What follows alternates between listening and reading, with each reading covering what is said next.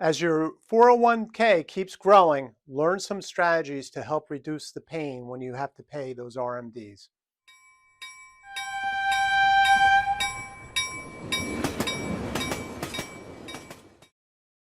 Welcome everyone to another edition of the Highball Advisors Railroad Retirement Whiteboard. My name is John McNamara, Highball Advisors, and today we're going to talk about those railroaders, right? You built up your 401k, and we're going to talk about some RMD strategies to lessen that pain for when it's time to make those distributions. All right, so let's just pull back a little bit here.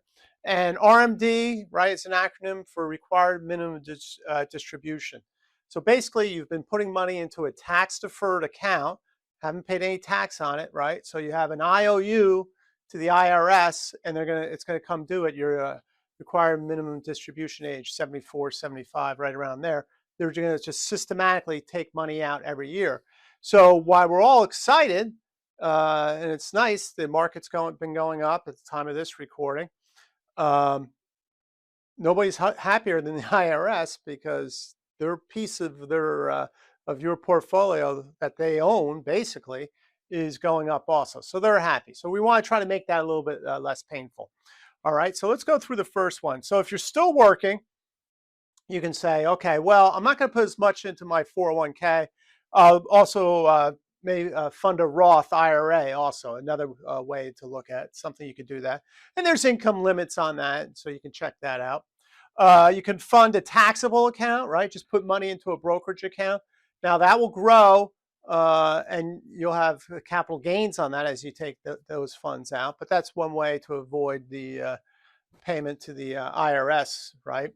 Because these are both of those are after tax contributions. So you're paying the tax, you're taking that money, and then making investments in these types of accounts. All right, number two, make changes before the RMDs kick in, right? So what's nice about railroaders, and I talk with them all the time, right, is if you're leaving it, let's say it's 60 and you have your 30 years, just, an average railroader, for example, hey, I have 14, 15 years where my income will be lower than I'm working, right?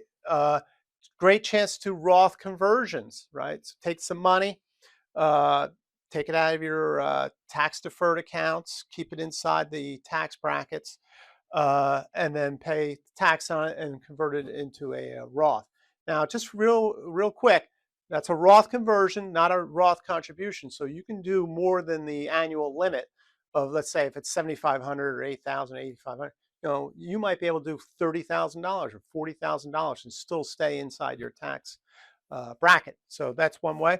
And then at 70.5, qualified charitable distributions, right? So if you're charitably inclined, you could take that, start making charitable distributions out of your IRA 401k and not have any penalties on that, right? Because you're making a distribution, a charitable distribution. So those are two possible ways. Another one is, leave money for your heirs, right? If you're interested in doing a legacy. And maybe the key part about that is you got to check the tax bracket of your heirs, right? So if you're a high income earner and you're in a higher bracket, and then you say to yourself, well, I'm going to be leaving this money to my heirs, right, my kids, and they're at a lower tax bracket, then maybe just let them, because they'll have to pay the tax on it. If you leave it to them, then they'll distribute it out at a lower tax bracket. So that's something to think about there.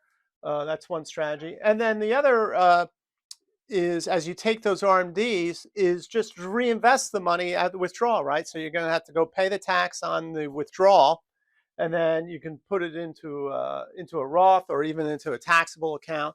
Look at something like that also. Just say, hey, I got to get this money back in and working in case the market continues to decline. So everybody's situation is a little bit different. But I just want to let you know that that issue is going to be out there as you fund those 401ks. And, all of a sudden that market starts growing and starts compounding. So you want to start to look at some strategy to address this. So these are the type of issues that I go through in my boarding for railroad retirement process. Highly encourage those railroaders who are at or near retirement, thinking about that, to go through the railroad retirement process, and I'll lay out an RMD strategy for you. All right, so I hope you found this video helpful. Feel free to shoot in your comments. Please share this, especially with those railroaders near retirement. That would be great. And until next time, everyone, please stay safe, stay on track, and take care. So long, everybody. Bye.